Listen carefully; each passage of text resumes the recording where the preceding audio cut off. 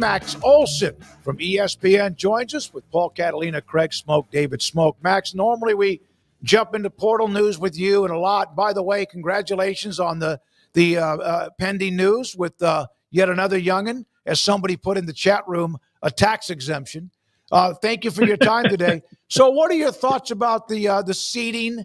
It's not a surprise, but the seeding this year immediately will go, no conference champions get money, but the seedings will be 1 through 12 based on who they are and how good they are.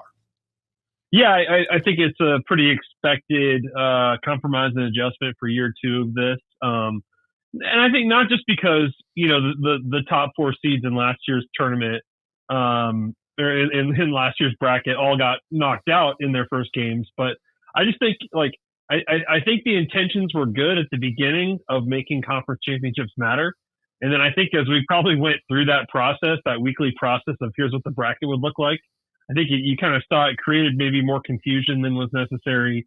And then when you get into it, it's like, okay, are Boise and Arizona State 2 of the best teams in the country, 2 of the 4 best teams in the country? Probably not. So I'll tell you what, guys, you look at that bracket of what it would have been this last year. But if you just go straight seeding, I think if you're Oregon, you're looking at that and saying, we could have played for a national championship. I mean, I think that they certainly, you get a bye, and as you did before, but you get an easier matchup the second round. Then you get Notre Dame. Could they get past Notre Dame potentially? I think probably Oregon is the one that you look back and say, like, man, best team in the country got bounced in a buzzsaw game in the Rose Bowl. Probably a different fate for the Ducks if we had this format a year ago. Max, do you think that this negotiation where, agreeing on money and distribution is a good sign for maybe not getting automatic qualifiers, which the ACC, Big 12, and G6 are all against? I think you have to kind of separate, here's the plan for this next one versus here's the plan going forward. And, I think, truthfully, I think the suggestions that it should be 4-4-2-2, I think are a little bit concerning, obviously for everybody outside of Big Ten and SEC country. And I'm curious to see if that is what they plan to do here going forward. If it's 14 or 16, I think that will impact it a little bit. I certainly now that this is in the rear view, you can put the focus on what it's going to be a year from now. And, I think we're heading towards a setup that is certainly not as equitable as this one is going to be. How bad is it going to be? I think that's certainly for Jim Phillips and Brett Yormark a fight that is ongoing.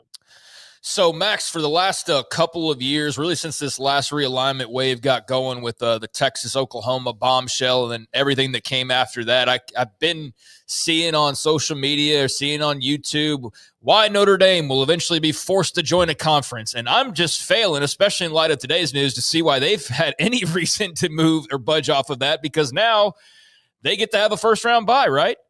I've gotten a lot of questions as to where people can find the best supplements. And that's why we have the Swell Score, because we have created this platform where our team of researchers and doctors have come together to bring top-notch quality supplements and information. We make sure that if we are recommending a product, that it hasn't been reviewed by the same company that is producing that product. Now we have a resource that we can do that. That's right. Yeah, they have the opportunity to have first round bye as a top 4 seed. I would imagine that whatever playoff format gets set up for the following years, there's still going to be an at-large. There's still going to be a kind of a reserve space for Notre Dame when they're deserving. So, yeah, I don't think today's news or the way this is trending is pointing in that direction that they have to be in the Big Ten or the ACC. So. I think it's pretty status quo for them, and this is probably all things considered. Today's news is good news for the Irish. Max, how long do you think it will take them to settle on the new format? Do you think that now that this is settled with the straight seeding that maybe the 16 team thing will go faster, or do you think this now allows it to slow down a little bit?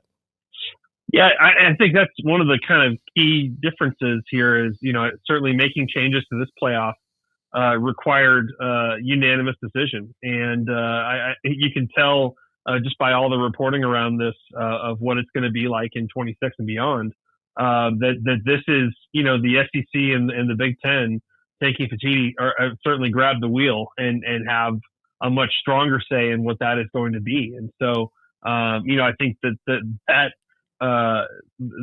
arrangement that they've come to here, is you could argue, hey, maybe that's going to expedite it a little bit, but maybe it doesn't have to be quite as unanimous as this is. But yeah, I don't know. I think we'd all love to just have the answer to that sooner than later, especially the TV networks and the schools. So I don't know how long it's going to take, but you can kind of tell by what's being floated out there the direction it's heading. So it seems like the College Football Commission is already like almost, I guess, DOA. So what was your favorite memory from the last 2 weeks of the College Football Commission that was proposed? I don't think the president ever commented on it ever, did he? He's pausing it as of today. Yeah, apparently, right. But like the step we were waiting for was Donald Trump announcing this commission, and that just straight up did not happen. So, yeah. Big agenda there, kind of makes sense. Yeah, I think the statements from Nick Saban of like we don't need one were a little bit eyebrow raising, right? This week. I think certainly Cody Campbell, it has close connections with this White House, and I'm sure we'll continue to try to push them in the direction he thinks is best for the future of this sport. But, to what extent Saban and other people want to get involved in this stuff, yeah, really unclear. And, I think we're also just like, it's an interesting detail and all this stuff, but, man, you can tell there's just a huge mess to come no matter what here. When the star of the show says we don't need to do this, that's always bad for it. And allegedly, there's some movement on this bipartisan commission, but what they're saying is that it's a pause from Trump, and that it's an effort to give Ted Cruz and Cory Booker more time to come up with a co-sponsored bill or some sort of legislation. So the pause for the committee, and they're trying to find another way that I guess would be more advantageous to maybe actually getting something done, as opposed to a group of people just sitting around and talking about, hey, NIL is out of whack or something. Yeah. Yeah. So, Max, like these things, I don't know if we'll ever get an answer on all this politically. No. And it's, I'm thankful this is not my specific beat that I have to cover for ESPN with college football, because certainly the political side of this stuff has ramped up the last few years, but we still don't, other than a bunch of hearings, like we still don't really have a lot to show for it. Max, one thing, and I know you got to go, but in college football, the transfer portal, the NIL, the House settlement, and the college football playoff, it seems like everything's about what is going on with the game. Do you get tired of sometimes not talking about the game itself? Yeah, definitely. I think it's like, and I'm curious how your listeners feel about that, because I like, these are stories that have helped, these sort of big lightning rod storylines have like helped turn college football into a 12-month sport where there's something to talk about every day. But, it does sort of feel like ever since COVID, we've spent a ton of time talking about everything but the games that are played on the field and who has the best teams and best players and all that stuff. It even feels like high school recruiting is like kind of slipped into the background a little bit more than it used to, compared to all of this stuff. So like, yeah, as someone whose job is a lot of focus on roster management and roster building and trying to look ahead.